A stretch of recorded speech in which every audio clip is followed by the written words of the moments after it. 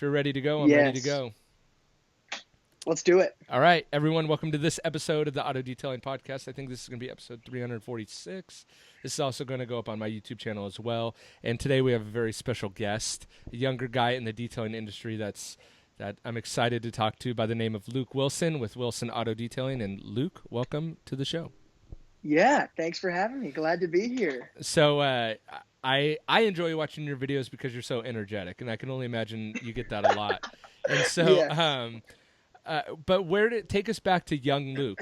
Where did it start for you? Tell us about where you grew up, like where the beginnings, and then as that developed into cleaning cars. Yes. Yeah. No, definitely. So, grew up in Middle Tennessee, was born in Memphis, but moved here when I was super young. And so lived in like the kind of nicer part of Middle Tennessee. And so probably like upper middle class, I guess. And grew up that way. My dad has always been an entrepreneur. And so like I really never, honestly, growing up, never really considered doing anything that didn't let me work for myself, I guess. Yep. And so my dad never even, my dad was um, never pushed me to do anything else. And so honestly, I think a lot of people ask like why I got into detailing or why I love detailing so much. And I think probably the answer is because I like entrepreneurship, I think. Mm-hmm. And so I do love detailing and I like definitely think it's amazing. Obviously, like, it takes a lot of work to do all of it and Yeah. actually run a detailing business. So if you don't like it, you shouldn't do it. But I definitely like entrepreneurship. And so that's kind of how I got involved with it. My dad said, he used to tell me you can always make money doing what nobody else wants to do. And so I was like, okay. And so he basically took me, I decided I wanted to do it when I was 13. He took me, got me all the supplies, and my dad would literally drop me off at clients' houses and then come pick me up after the job before I could drive. That's So amazing. yeah, like really good dad and just like always encouraged me to do it. And so yeah, basically did that. I would knock on, my dad told me go knock on doors, go hand out flyers. So I'd knock on doors and meet people face to face. And I think I had the, cute like kid thing working for me too. Mm-hmm. They were like, okay, this 13-year-old kid. And so yeah, basically just did that from about 13 to 17, very loosely, more like 13 to 16. And then from when I turned 17, really got serious and really started seeing like, I guess the power of like social media Mm-hmm. and just what was happening in like my own generation, and decided I had to get on the train. And so when I was 17, 18, started researching everything and basically took like a year and a half to just look at everything and figure out what I wanted to do. And then, yeah, after that, my business, after I started kind of getting a social media presence, the business really took off. And, here we are today trying to teach people. Yeah. So I want to get into that too, of like, because a lot of people ask me that too, like, does Right. having a podcast lead to more work, right? And for a podcast, it has led to a few jobs for me, but not for a ton. But I was talking with Scott with Dallas Paint Correction, and he's like, man, I'm flooded with work because of YouTube.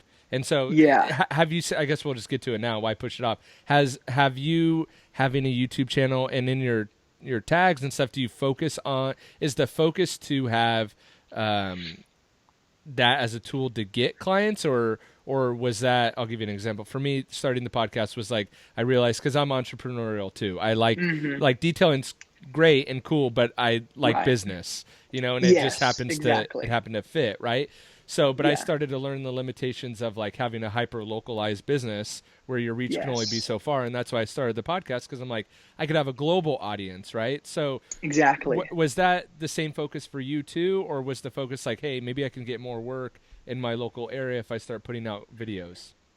Yeah, no, I actually don't want any more work than I have right Got now, it. like at all. And so, yeah, that was never the focus. I was trying to figure out, honestly, I was thinking, I don't want to detail cars forever. Like, honestly, Same. I Yep. don't even want to physically detail cars in the next 5 years. Like, people are like shocked by that, but I'm like, I don't want that. Like, Right. honestly, like, I'd rather be doing like ministry or something that Got like it. I love, with all my Mm-hmm. heart. And so, yeah, the YouTube channel was really like a way. Number one, I wanted to reach a global audience, just like you said, because I knew I knew if my goal is to phase out of maybe physically detailing Hmm. cars, this was the way to do it. And then I thought, okay, if I do this and put the work in, I'm sure there'll be ways to monetize that in a way that might be able to replace maybe what I'm doing right now. And so, yeah, that's kind of how that came about. So was it so?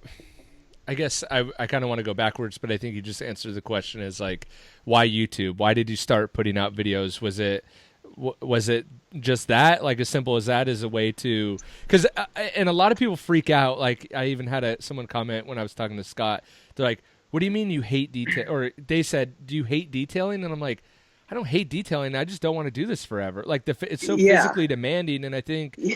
I think like most detailers should at least work at that of getting out of physically doing it, right? But Yes. why YouTube? I guess was it that? Yeah, I think that I like I okay. I studied Facebook, studied Instagram, and studied YouTube. Those three platforms. I like researched everything I could, and I realized like I've always thought of myself like I might not be the smartest guy in the room, or I might not be the most talented, but I feel like I have the best work ethic. Mm-hmm. And I thought, okay, YouTube is a game where like it takes so much dedication and work to like do it, but I know like this is the formula, and if I do the formula I'm going to get these results. And so I kind of went with that just because of like the security of it. I guess I Right. felt sure. And Right. so yeah, I was like, okay, I'm going to do this. I know this is what's going to happen. So and here a year and a half later, I'm like, it's It really, worked. it worked. Yeah. So how did It did. you? I like kind of trying to figure out the algorithm game too, and it kind of sounds like that's what you were hinting at. Is like as soon as you Yes. figure out how the platform works and how to be successful on that platform, it's like it can be a no brainer, right? So Yes. is that in that year and a half that you had mentioned earlier of like researching and just figuring it out? Is that kind of where that YouTube, Instagram, Facebook kind of thing came in and figuring out the platforms and then deciding which one you wanted Yes. to go all in on? Yeah, exactly. And I think more than just studying like Instagram, YouTube, Facebook, it was like, okay, what's happening in like the world right now? And like video is the thing right now. Yep. And honestly, I think in the next 5 years, podcast will probably trump video Mm. just because you don't have to give away your time to Right. absorb the Right. information. You can do whatever you want and listen to a podcast. So Right. I'd like to figure out how to make Wilson Auto Detailing audible in some way Yeah. because of that trend. Yep. But yeah, I mean, I think I I could tell think you, audio. If you have video figured out, audio is a cinch because I yeah. started with audio because I'm like, frick, video like the lighting's got to be right and like you Yes. got to kind of freaking you don't have to but you kind of got to doctor your whole situation Yes. for that. And I'm Yes. like, audio I can record like in between jobs because I'm a mobile detailer, so I'm like, Right. then I'm out in the sun and trying to get this stupid video, and then I'm like looking like a Oh, dork with the cam. It's like that's why I was like, audio, I'm just yes. gonna do audio, that's gonna be better. Yeah, yeah. There's so much that goes with it. It's so funny, and like like it's interesting how people like start to reach out to you and they say, "I'm a detailer and I'm gonna start on YouTube," Right. and like I always like hear that and I like kind of hurt inside, not because like I'm trying to be negative, but like I'm thinking I don't know that that's a good idea for you Mm. because it's not like I don't know, and maybe it's just my opinion, but like Yeah, I yeah. didn't just start into YouTube. It wasn't like I Right. woke up one day and was like, I think I'm gonna build a following. It was like no, it was like 7 years of detailing and like learning and like Right. listening to people like you and reading and then talking to customers and actually Doing it. building. Yes, actually doing it. It's like all these people are like, I'm gonna do this, and I'm like, yeah, but you haven't done anything. So Right. what are you gonna do? Like build a business, then tell people how to do it. Like don't tell me how to build a watch and you've never built a watch. 100%. And I've seen that in other kind of industries and facets too, where there's quote unquote gurus, and it's like, Yes. man, like if you're a marketing guru, and I don't consider myself a marketing guru, why can I find gaps in your game? Like I Yes. shouldn't be able to see that. You know what I mean? So like, and I think it becomes Totally. obvious for people who actually know what they're talking about. So, a Yes. detailer starting to do videos talking about, I don't know. I agree with what you're saying. Yeah, yeah. And it's always just kind of like, well, sure, go for it. Right. Because like the people will decide if like you're what they want to listen to. You know, like that's a 100%. yeah. I had a guy from sort of my area call me and say like, I've done this, and now I'm gonna build the brand on YouTube. And I was like, do it, like, because you Right. come from like you doing a podcast is like if somebody comes to you, you're like, you know, the work that like Right. you had to put in to get to this point. You know, it's like 100%. it's a long-term game. You know, everybody they're like, you know, they're all thinking short-term. You know, 100%. and And so for anyway, podcasting, for me, I actually encourage it because I'm like, you know what, if more people are talking and doing a podcast, like, because I have that same, it's funny that you had mentioned what you just said earlier of like, I don't think I'm the smartest, you know, I'm not like the best looking, you know, I'm probably not, like, I would never compete in a buff off because I'd probably lose, but like, right, dang it, I will outwork anyone, like to the bone, like I yes, will die before I stop working, right? So that's yes, always been my yes, mindset too, and that was interesting to hear you say that because it's like, wow, I resonate with that because I'm like, yeah, I don't think I'm that smart. I'm definitely not the smartest guy in the room, but like, I guess I'll just beat my head against the wall, you know, until I figure it out. And sometimes I have like these exactly. massive revelations that are huge to me, and then I tell someone, and they're like, "You're an idiot." Like, isn't that obvious? And I'm like, no, is it obvious? Yeah, Like, should I not say? Should I not tell anyone else that I just figured that out? totally, So, totally, yeah. but yeah, I'm like, yeah, I think the long term, if you have that long term mindset and goal, I think it's set you up for the best possible. But I actually, yeah, I encourage people to start podcasts because I think it's cool too. You know, it's like I'm a yes, big believer in all ships rise in a high tide, right? sure, And that we could sure, all learn from each other and we could all leverage each other to get what we all want in life, right? It's like 7 billion definitely, people in the world. It's like when a yeah, detailer's like, well, you know, this is my turf. It's like, dude, if you just count all the cars in your vision, yes. like even if we teamed up, we couldn't do them all. Yeah, it totally. I mean, I had a woman scheduled for this past yesterday, actually Thursday, and she was somebody who was connected with my dad. And anyways, my dad was like, "Oh, don't even worry about pricing." Like and so I didn't even communicate pricing to her really in a direct way. And so last night I was like, "Hey, you know, just want to make sure we're on." And she said, "Yeah, tell me about how much it's going to cost." And I told her my like what I charge, and she was like, "Whoa." Okay, I had this other guy do it for $80. Like, I'm sorry, I'd wasted your time. You're not my guy. And I was like, yeah, no, I'm not your guy. You're right. Right. Like, this other Hmm. guy is definitely your guy. Like, Right. I would rather honestly not work than work for that amount of money, Right. not because I'm like arrogant, but just I know there's a more effective way to spend my time at this point 100%. in my life. So, Yep. yeah, exactly what you're saying. It's like, no, I'd rather have other detailers. Like, Hmm. she couldn't get what she wanted if there wasn't. So Right. it's like, definitely, So definitely. before YouTube, and you had just mentioned that you know you're about at max capacity for the amount of work that you can Yeah. handle right now. So before YouTube, how were you getting your work?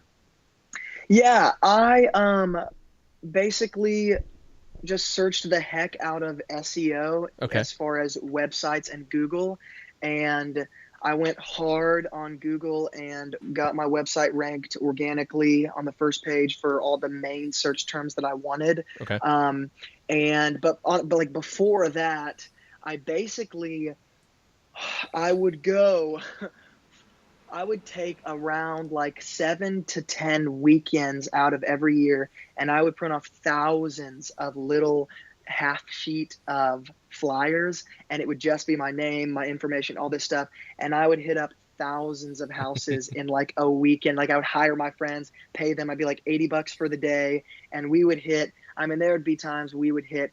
I mean, 6,000 houses. Oh my You know, gosh. 6 to 7,000 Right. houses. So it was just like you were saying, like, I know that I can do what it takes to get the business. Right. So like, I'm not really worried about like, you know, like I'll do whatever it takes, Right. you know? Totally. So yeah, yeah, Nice. And that's what one thing like I've been having this random thought in my head about like another quote unquote recession because I started in May of yes, 2008 my detailing business. So I guess right after the recession, middle of it, I don't know. But I keep thinking like because I'm the same as you. I'm at like max capacity. My prices are fairly high. Like, but I keep thinking like, well, what's gonna happen if like a recession comes? And then I came to the conclusion of like, you know what? Because I put in the work, like you. Like, Yep. it's never going to get that bad again.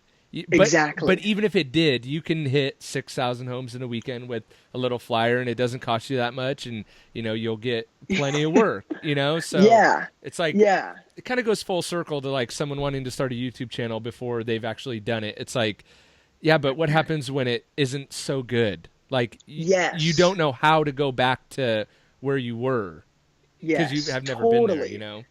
Yeah, and like I keep like crediting my dad, but it's like my dad used to tell my brother and I constantly. I have an older brother, and we used to always like do long car rides and stuff. And he would literally like beat this into our heads. He was like, "No one owes you anything," Mm. and it was just like, it's so interesting how like I've had a lot of people tell me, like I've talked about this with certain people, and some people think it's like kind of a messed up thing, Mm-hmm. and I'm thinking I like couldn't be more glad Right. that like someone instilled that in me. Like I wake up and like no one owes me, like the world owes me nothing. Right. And so it's like if a recession hits, like great, like it's like the gotta go fact that, get it. yeah, like we were born in America. Like I Right. still can't fathom that. Like I travel a lot in South America especially, and I do a lot of ministry, and I'm really passionate about it, but I just can't even fathom that like the United States is what it is, and that Mm-hmm. like I was born here, and like, and I'm a Christian, and so I, totally believe that like it's not an accident that I'm born. It's Right. like the Lord put me here, and Mm-hmm. actually in America, and I almost, almost in a sense, I feel like I have an obligation, like to Mm. the world, to make good money because other people need Yep. that money. 100%. It's like how can you help someone if you don't have any resources yourself? Yeah, It's exactly. very hard to give someone a Exactly. dollar when you need that dollar to eat. You Totally, know what I mean? totally, totally. That's awesome. Yes, yes, So, yes. what does um I guess what would you tell someone then that maybe has put in the work, looking to, they're just like spent on detailing. They're just like, man, I can't do this forever. What do you say? And I'm sure a lot of those guys reach out to you, that are like, man, I'm Yeah. spent. Like, what would you encourage them to start a YouTube channel? What would you encourage them to do? Yeah, yeah. I think here's what I would say, because I've thought about that myself. I'm in this really squeaky No, chair. it's I don't know fine. if it You're not picks farting. anything We get up. it. Okay, just trying to be clear here. I have like social tact. Okay. Anyway, Like I told you, this is very loosey goosey. Like the more yeah, unpolished, no pun intended. No pun intended on the polished part, but yeah. um, No, I love it. I it's love it. all good. Yeah, I have people reach out to me all the time, and they like say things like, I've like tried this and this and this, and nothing has worked." Right. And I honestly think that I would go to two different places. Like number one, my mind goes, my default setting is like, you're not trying hard enough. Mm. And sometimes that's not the truth. And so I understand that sometimes I have to like rein that in, like even with like my fiance, and sometimes I'll be like, well, why don't you just stop thinking this way, And that's kind of how I'm hardwired, but I Right. know that's not always the answer, and it's like not really always how everybody else thinks. And so that's probably what I would say first. But number two, I would say, when you like love something so much, Mm-hmm. like I don't know that ever, I don't know that I could ever get to that point. Like if I'm so passionate about something, even in the midst of something not working out in the moment, it's Mm-hmm. like that's when like that passion starts to override it, And so like, I mean, I talk a lot about like, ministry and Mm-hmm. all that sort of stuff, but like I could never get burnt out on doing ministry, honestly. And sometimes people hear that the wrong way. Like they're like, man, that's so arrogant, or but that's not at all what I'm saying. Like what I'm saying is like, people aren't my issue, or this isn't my issue. Like I so love pouring out my heart. I Mm-hmm. so love being able to like be vulnerable and open up and start talking about this stuff, that like it doesn't really ever reach a point of like, man, it doesn't seem like it's working. This person is still doing this. This person is still thinking this way. It's like, well, so what? Like, it's not even about that. Like, it's not Hmm. even about that end result. Like, it's about the process. And so I think sometimes people are so concerned about like getting to the end result. And I think if that's your goal, like you ought to expect to get burnout, you know? Right. Like you're going to hit a wall if that's it. But like if you love just being in the process, then I think that's it. Like my fiance told me, she was like, there's things you have to be careful with because you love chasing things down. But when you actually get them, you move on to something else. And I'm like, yeah, you're right. Like, It sounds like I me. totally, yeah, exactly. Like, entrepreneurs are like kind of that way, you know? And Right. so I think everybody wants to be an entrepreneur today because Mm. it's like being a movie star 10 years Sure. ago. Like, it's the new thing. But the truth is, like, not everybody's an entrepreneur, and like, Hmm. that's okay. And so sometimes I tell people, like, maybe you shouldn't be doing this. Like maybe this Mm. isn't really what you're passionate about. Like maybe this wall is telling you you need to be an employee instead of an employer. Like maybe Yep. that's it, you Right. know? I Yeah, don't know. and What do you go think? through. No, that makes total sense. And go through the process to figure it out because you'd rather Yeah. figure it out now than like. And it doesn't sound like your dad is this guy, but and kind of my dad. Yeah, definitely my dad and some close family. It seems like they get to this like 60 years of old age, and maybe it's their generation, but I feel really bad for them because I feel like their whole life they did something they didn't really enjoy. They just did it for Yes. money. And my dad's a Oh, business owner too, or a business owner, which if you get into the weeds, I consider a business owner and an entrepreneur two different things because I think an yes, for entrepreneur sure. owns multiple businesses. Anyway, Yes. so I just feel Yes. bad for him. Like, dude, your whole life you did something you didn't like. Or like Yes. maybe you didn't. Maybe it was just okay, but it was just okay. It wasn't like the passion project that you talked about. You know? Yes, exactly. And my dad really is the same way. Like I kind of I think I got the best of both worlds because like I saw my dad being an entrepreneur, but Mm. there were a lot of things he did that didn't work. What kind of And business like did he own or does he own? yeah, so um he owns he does a lot in real estate, Okay. number one. Number two, he's in the food business. Okay. Number three, he has a whole agritourism business where he owns a bunch of land and kind of like, I don't know if you guys do this in California, it might not be a thing, but in the South, people like love like sunflowers, picking pumpkins, like the Yeah. Yeah. Yeah. fall is like Okay. a big deal. Anyway, and so like he has this whole 150 acres of just pumpkin picking, Oh sunflowers, and all yeah. this stuff. Okay. So, Wow. anyways, they call it agritourism, right? Okay. And so, and all of it's great, but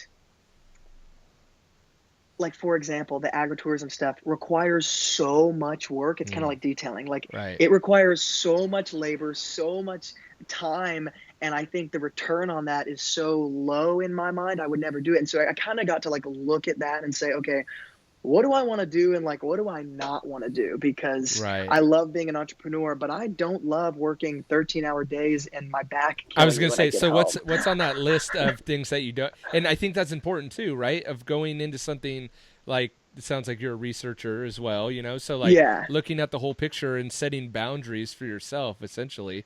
So Yeah. what were some of the things like whether you wrote it down or it was just a list in your head that you did want to do, and then what was the list of stuff that you definitely didn't want to do? I think that's fascinating. Yes. Yeah.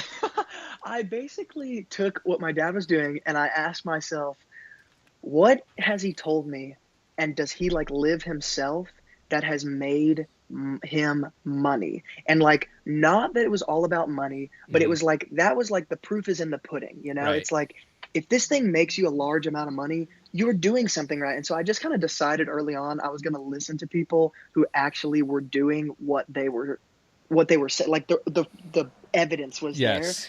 And so like for example, my dad said if you work harder than anybody else, I promise like like eventually it'll break through. And so like Hmm. there was an aspect of that that I knew was true. And so the variable is, but you can work hard and not smart and it Right. still sucks. And Right. so it was like, okay, my detailing business is working, but I can, despite the labor and stuff, I can only detail so many cars in one day. Even Hmm. if I have employees, I can only do so many in one day. So I want to build passive income streams. Yep. My dad talked about real estate. And so just like you were saying, you're waiting for a recession to come. It was kind of like, I'm kind of excited for a recession to come because when it does, I'm going to invest in some real estate Right, and, right, and right. It like we're actually already opens up, prepared. and I came to that conclusion too of like, you can't, even if a recession comes, and sorry to jump in, and I want you to continue what No, you're no, saying, but no.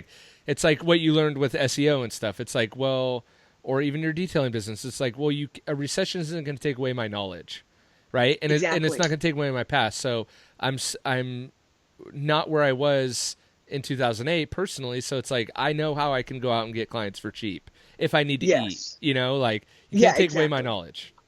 Exactly. Yeah. You can't take away my knowledge. You can't take away my good attitude. You Hmm. can't take away like Right. my Work willingness to ethic. work. Like exactly. Like no, like I love that because Yep. that like changed my life. Right. Yep. Like understanding that changed my life. And so, yeah, anyways, I just like one thing that my dad, told me a lot growing up is he said, don't invest in don't put your money in the market.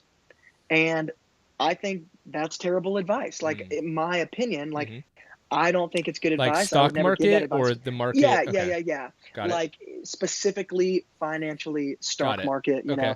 investing in American business. Got it. And I kind of got to an age where it was like, you kind of like when you're growing up, you always think your parents are like superheroes basically, and it's like they And can then you do no find out wrong. they're not, and you're like, dang it. Yeah, yeah, yeah, yeah. You get to a certain age, and you're like, oh, okay, They so don't have maybe all that's the answers? yeah, yeah, yeah, Like, exactly. And bummer. not that, yeah, and you don't want to like dishonor him or Yeah, disrespect yeah, him, but it yeah. was kind of like, okay, Dad, why don't you want me to invest in the market? And he told me basically he got in a bad deal and put Right. $5,000 in a something that his friend told him to do, and the business tanked. And I was like, so you're telling me I shouldn't do this Right. because when you were 19 you Right. did something ridiculous, Right. like that's Your when it's not life the rule market's is fault. based off of like one raw deal a Yeah. long time ago.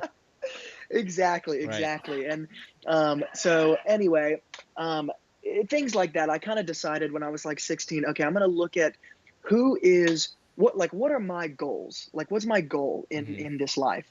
And it was like, okay, this is it, this is it, this is it. Who is already there? And how can I get in touch with them so they can teach me what they did? And Gotcha. so Love that was that kind of advice, my by the way. That is awesome advice right yeah, there.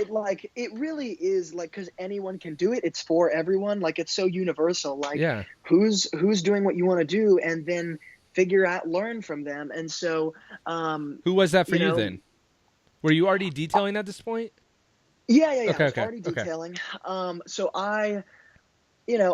for the past year, actually, I've been like, I just took like an interest in the stock market, actually, okay. Oh wow. just because, Yeah, yeah, just yeah. because I hadn't ever been in it, and I Hmm. was like, but this everybody who's wealthy, or at least 90% in America, wealthy people have money in the stock market. So I do the logical deduction and think, okay, I should probably learn at least a little bit about Right, this. right. It's just like real estate. It's like real Yeah, it makes estate's made most sense. At millionaires. least So like, look into it. yeah, yeah, yeah. And if I don't Right. want to do it, I don't have to. But Right, let's right, figure out right. why these wealthy people stay wealthy. Right. And so I can't get in touch with Warren Buffett, but I can read his books. And Right. I've got actually my fiance's uncle is a multi millionaire 10 times over, runs a ton of different businesses, and I've got him on speed dial now, Mm. because I'm get to marry into his family, Right. which but Smart move, huh? yeah, I'm sure exactly. you So like her too. She's okay too, yeah, huh? yeah, she's great with the perks. Yeah. So, but yeah, I mean, I get to call him like at least twice a month and Hmm. just pick his brain, Oh wow. and he's, um, just basically living however he wants right Right. now, and just has, all these businesses in place. So, anyway, not that it's all about the money, but the truth is, my ultimate goal was I want to be able to spend 90% of my time doing full-time ministry, Got it. but I think I could do a lot more in ministry if I have a lot of money. And so sometimes people hear that wrong, they're like, he's, trying to get money out of people. And it's like, that's not it at all. It's just like, it costs a lot of money Mm-hmm. to feed people. Costs a lot of money. Right. It's interesting. I was involved and I'm still close with a lot of Christian pastors out here that do church planting and stuff like that. And I've been involved Yeah. with church plants, and this idea of a bivocational pastor is kind of seems like what you're doing, right? Like a Yeah. leader, a pastor that doesn't take his income from the church directly, but makes it outside the church but uses it to help the church. That sounds like, and I think that's Yeah. the like. I don't know if it's the best way to go, but like a very Yeah. honorable way to do it. You know what I mean? I think Yeah, I so. totally agree. Because Yeah, you're I not think like relying upon the church to pay you. You yeah, know, yeah, exactly. And like not that I'm knocking that, like I and have a not that lot that's of bad either. 100%. Right. Right. yeah, yeah, yeah, exactly. We gotta like Yeah. it's Let's interesting cover that all our whenever you bases to make sure we don't yeah, piss anyone off. because people always, God oh man, forbid we it's piss so someone off. funny. Right. God, yeah, there's no way around it. But yeah, I think in ministry for a long time, we've kind of learned to, there's kind of been this mentality of like, I'm called by God to go into ministry. I'm a Christian. I hear the call of God. I'm going to abandon everything I know Right. and just go. And while there's merit to that, and I think that's awesome, and there might be instances like that, I I don't know that that's the smartest idea, And you I didn't mean, feel the call to do that, right? yeah, yeah, exactly. Right. It was kind of like, well, as far as my own, relationship with the Lord and how, uh, no, I don't believe there's a bunch of different, interpretations of the Bible and interpretation of Mhm. truth. And what's true for you is true for you, but what's true for me is true for me. I don't really roll that way, to be Sure. honest. But I Now we're pissing people off again. now we're Just really kidding. gonna fit there, Just kidding. especially California. No, I'm just kidding. No, but I think that it's kind of like, well, if the Bible tells me that I live and I live and move and breathe and have my being because of Him, then my business is probably not a byproduct of me. It's probably a Mm, byproduct of Him in me. So for me to just let that go and just say I've done all this work and who cares, right. it's kind of like not stewarding it very well to me. Yep. And so anyway, yeah, my end goal was really with all of this was like, how can I create passive income streams so that I can spend time traveling and doing ministry and that. And so how is that? Is that working out exactly how you thought so far? Yeah, it's working out. It's not working out exactly how I thought. Okay. It's amazing. I do like selling on Amazon as well Okay. as like Yep. YouTube, and so I have a few different income streams right now. Again, I'd like to get into real estate here soon, but it is interesting, the word passive income, because the truth is like it's not really passive, It it's interesting too. It's funny you bring up Amazon. I do a little dabble in Amazon FBA stuff as well. Because Yeah. I'm I guess entrepreneur, right? But like I Yes. love like I think multiple income streams is like the holy grail of everything. And so Yeah, I me like too. to dabble in that. But it in relation to detailing, it's so interesting, and I had to kind of try to wrap my mind around this. It's like detailing, like when you schedule a job, that's pressing, right? Like you have to be there doing a job. Passive Yes. income just is like nothing's really pressing. It just needs to get done, which is like Yes. difficult because it's like, are you working? It's like, yeah, I'm working, but yes, I could go to the store right now and not do this. I really need to do this. Like, Yeah. and even this podcast, for example, it's like, well, I could push it off. Like, it didn't need to be done today, but it needed to be Right. done. But Yes. then it's Exactly. definitely not passive. You know what It's I so mean? true. It's It's just so true. Yeah. It's like passive income is like I could not work tomorrow and I could take the next 10 days off and my income wouldn't change, right. but Then you'd I, be s- I behind s- somehow. yeah, exactly, exactly. I wouldn't be increasing, and then if I take the next 10 days off, it probably would go down a little bit. So it's like, yeah, it's like that. You're exactly right. Like passive income is like my ability to decide to either do it or not do it, but it still has to be done regardless. It still has to be done. Like Yeah. It's just that's not. I so just true. didn't schedule Sally at 10 o'clock, and if I'm not there, I don't Yeah. get paid. It's just like, okay, well, if I do that right now, I'm gonna be working Yes. later. So, And it's probably not as hard on your body as something else is. right, exactly, So right. So, That's for sure. where do you get your ideas, or where do you draw your inspiration to do videos from? Is it just from the day-to-day work, like whatever you're dealing with right then you talk about, or Yeah. where does that come from? Yeah, I make it a point actually to not watch other detailers on YouTube, and just because I don't want to, I don't know, be like, well, I don't know. It's probably tempting to do what everybody else is doing when you do that. You Yeah. know, it's probably kind of human You nature. So I try to stay away. you get like influence. It's like people ask me to, "Oh, do you listen to all the other detailing podcasts?" I'm like, "No, because I want like that fresh content." Yeah, And I don't want to exactly. be you're right. Like regardless of how much you tell yourself you're not going to be influenced by someone, if you take something Yeah. in, you're somehow going to be influenced by that. Yeah, for sure, for sure. And so, and I have people comment all the time, and they're like, "You're copying this person here," and I'm like, "Who?" You know. But Then you feel like a yeah, weirdo. You're like, "Who?" yeah, And you're like, "I don't like I really don't know who that exactly. person is. I'm sorry. Yeah, Like I'm not making this legitimately. up." Yeah, but of course, Yeah, keyboard activists. Like, what are you gonna do? right. There's so many of them.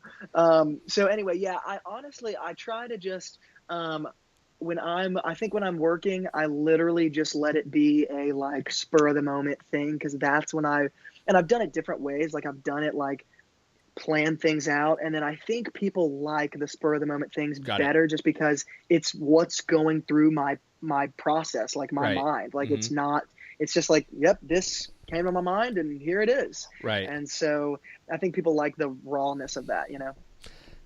I hope so, because that's the card I play. Is like, well, at least it's raw. Like, even if Yeah, it's not good, at least you got my truth. You know what I mean? yeah, exactly. I totally, and I think honestly, like, especially with my generation, like, it's a good business tactic to have because we've kind of 100%. moved socially and like culturally from like this staged commercials, Right. like the actors are using it, the athletes are using it, to like, who cares? Like, I don't care Right. if LeBron James uses it. Like, does it work? You know, because now we have this Google at our fingertips. So Right. all of my generation is like calling BS on all this stuff. They're like, nope, that's not right. That's not right. That's not Uh, right. Because I yep. Googled it. And you know what? I think some of these big corporations, we've already started to see it, but I think in relation to the detail industry, we're gonna see it.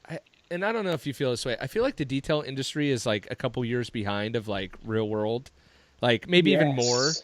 And so Oh, I yes. don't think we've quite seen it yet. But I think that a lot of these big name brands, or these brands that have positioned themselves as something they're really not, are going Yes. to be in big time trouble because people seek the truth. You know, Yes. people really want to Exactly. find the truth out, and it's like if it isn't what they say it is. And I put up a video recently, and I'm getting a bunch of heat because I'm like calling the product different than what it says on the label, and I'm like, why is everyone just trusting what the label says? Like, you don't think people lie on the labels? Exactly. Like, Exactly. people lie on the Totally. labels all the time.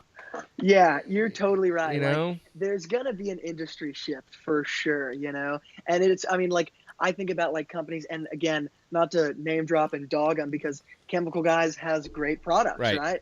But they have 5,000. Right. And it's like, you need a product for brown leather and white leather Right. and shaded tan leather Mm-hmm. and charcoal. And you're like, whoa, okay. You Right. know, you're just like, I Right. don't believe you. You're like little voice of reason inside is like, is that Yeah, really yeah. accurate? Right. Interesting. Exactly, exactly. I think the only thing that that's doing nowadays is the all these products and these brands trying to name themselves as something. It's giving the people, the detailers who don't actually professionally detail, it's giving them ammunition for arguments online. You know, they're like, you should be using this, and I can't believe Right. you use this when you. And I'm like, dude, Right. you've detailed 3 cars in the last year. Like, come There's a on. mass. Me and Scott were talking about this, and it's like, I thought about putting out videos about it, but I think I would get so much heat that I just wouldn't want to deal with it. But there's a Yeah, massive gap in between how the internet tells you to detail a car and how to actually be profitable and run a detailing business. And my worry is that because I'm like, you know what, I'm going to buy a lapel mic and I'm going to set up my camera on a tripod and I'm just going to talk to the camera and show people how it's really done. And I'm Yes. like, I can't. You Like, can't. I would be like, They I would would, find you. they would find me and want to They, kill me they because, would, man. and it is sad. And I hope one day I'll work up the courage to do that, but, but probably not. Yeah. Yeah. But Yeah. because it's like, you'll just get eaten alive, and it For sure. sucks. Yes. I mean, there are videos that I have put out, honestly, just to create that controversy because I knew it would, 100%. I just did that And the other day. Yep. yeah. So, like, I put this foam cannon video out, and it was basically like, I understand, the sole purpose of foam. There's many uses for a Sure. foam cannon. I get that, but one use is to pull off surface dirt before you actually start washing it, or so they say. Right. So let's just see if we can visually tell a large difference between using a foam cannon before Right. and after on this car. Let's just see if it looks a little cleaner. Just what's the visual result Right. of not touching it? And people just They wanted you to get your microscope out and microscopically man. inspect the paint and measure the shine with a gloss Yeah. meter. It's You like, can't even repeat the comments, Right. because they're so Yeah. terrible. right. And so, yeah, I mean, basically, like one guy called me a sociopath. I Right. was like, I think you need to look at the definition of a sociopath. I think you But- need help. Right. Yeah. Yeah. But anyway, My so favorite's it's like, just- I'd be ashamed, or I feel so bad for your customers. I'm like, you Oh, feel bad for my customers? yeah. Like, they would just not hire me anymore.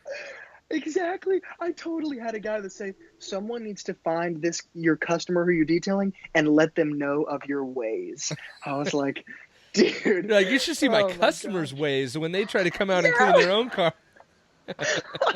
This guy's using a Brillo pad Right. to wash his window. No kidding. Yeah. No kidding.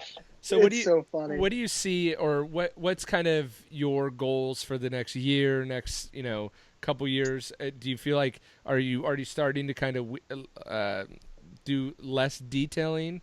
And does that kind of hurt the video production thing if you're doing less videos, or what does your next year, couple years look like for you? Yeah, it's a good question because I'm still in the process of figuring it out. But what I know, definitely I have to keep detailing in order to keep the YouTube channel going right now, for sure. Right. Just because I don't want to.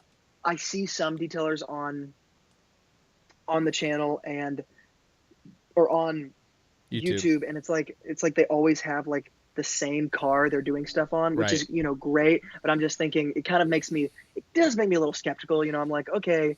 It's like, are you really keeping your ear to the ground? Yeah, do you really know what's going on? Like, yeah, exactly. Like, you have a lot of good things to say, but like you're detailing the same car in every Right. vehicle, so or every video. So one of my goals has been actually, I want to. I've really gotten into the Amazon selling, and the Amazon FBA selling, and I actually just released a product. It was like it's a silicone sponge, you know. Yep.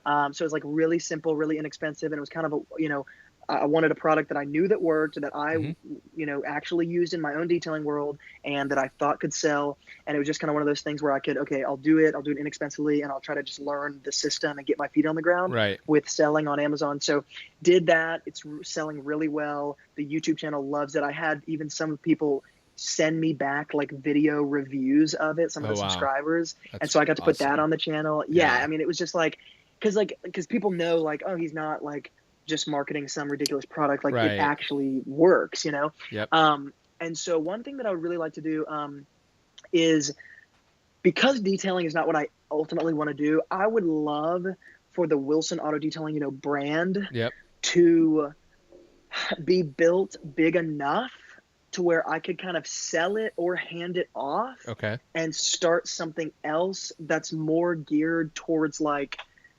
the new wave of like building business, how to build business, social media. Like I love social media. I mean, I don't have any social media for my personal like self. It's literally all business accounts. And And so I would really love to be able to kind of transition, as well as obviously transition into full-time ministry. But one thing that I've been thinking about is really trying to private label a lot more Wilson Auto Detailing tools and products, not chemicals, because I don't want an all-purpose cleaner. I don't want a degreaser. There's so many of those, It's like hard to tell what, like, well, the Wilson APC is different because yeah. it's like, because it smells like cherry and not like chemical. Yeah. Right. I want to drink it sometimes. Right. Yeah, exactly. Like, it's an edible degreaser. Right. So anyway, I'd like to do something more practical. Edible degreaser. That would be literally That'd be revolutionary. That would be. Yeah. Like, if you're dehydrated, you could also drink it, but you could also shampoo carpets with it. It's crazy. Yeah. It's more costly. Right. So, but anyway, so the little, and I use the silicone sponge for like pet hair remover. Yeah, it's kind of like a thing where I never saw anyone else step into that space yet. Yes, there's pet hair removal stuff, but like it's a tool that I've never. It was a tool that already existed. I just improved upon it and then kind of marketed it to the detailing world. So Gotcha. I would like to do a lot more of that, and then actually have sort of like an asset that I could sell as far as the products go, because I can't really sell. I couldn't sell Wilson Auto Detailing right now, Right. because it's me, know. Right. And so if I build those products up, I think it becomes more of a sellable asset. So that's kind of my near future goals. Love it, man. Love it. So if people want to follow along on this journey of Wilson Auto Detailing and they don't already know about you, how can they find you on the interwebs? How can they connect with you? Yes. Yeah. Well, obviously YouTube is my main space. So YouTube is probably the best place to go. It's youtube.com/Wilson Auto Detailing, or you can obviously just go to youtube.com, search Wilson Auto Detailing, and bam, there it is. But the next probably biggest one would be Instagram, and it's instagram.com/Wilson.auto.detailing. So at Wilson.auto.detailing on Instagram. And right there, follow along. It's it's growing, and it's a lot of fun. I gotta say, it's a lot of fun. Awesome, man. Well, I appreciate you coming on the show today. Of course. Thank you so much, Jimbo.